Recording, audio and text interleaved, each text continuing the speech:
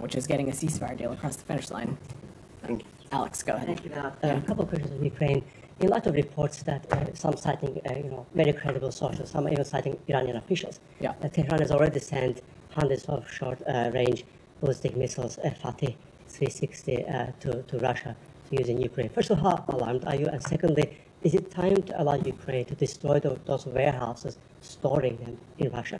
So, look, Alex, I no new policy changes to announce, but we're, of course, incredibly alarmed by these reports. Any transfer of Iranian ballistic missiles to Russia would represent a dramatic escalation in Iran's support for Russia's war of aggression against Ukraine. We have been clear, our partners throughout the G7 and the NATO summits have been clear that we're prepared to deliver significant consequences. I'm not going to get ahead of that or preview them from here, but Alex, you and I, going back, I don't know how long now, I have talked about the increasingly concerned about the deepening security partnership between Russia and Iran since the onset of Russia's full-scale invasion. It is something that we are continuing to pay close attention to, but to put the focus on Iran for a second, President Pezeshkian continues to say publicly that improving his country's failing economy depends on improving his foreign relations and Iran's standing in the world. At the same time, though, you cannot have it both ways, as such a reported missile transfer would basically threaten international safety and the international order. So we will continue to judge Iran by its actions.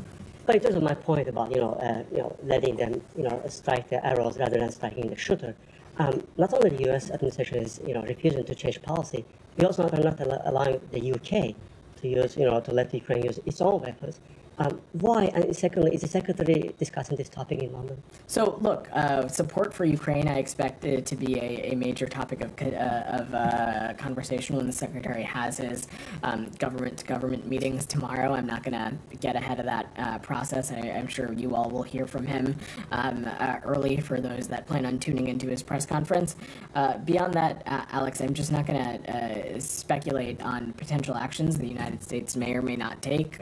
Let me just say we have been clear and consistent about our support for Ukraine and making sure that they have what they need to defend themselves and defend themselves from attacks just immediately across the border as well. And we'll continue to take a look at what is required so that our partners in Ukraine can do that. Thank you. I have one more on Iran, if I may. Next week will mark 2 years since the killing of Mahsa Amini. Is it time to move forward in terms of implementation of Mahsa Act? Why is it taking this long? So I don't have any updates for you there, Alex, but of course the human rights atrocities in Iran is something that we are paying close attention to, and of course it continues to be inconsistent with what we find to be President Pezeshkian's own stated goal, and will appropriately take action should we need to. Shannon, go ahead. Thank you, Vedant. The House Foreign Affairs Committee's latest report on Afghanistan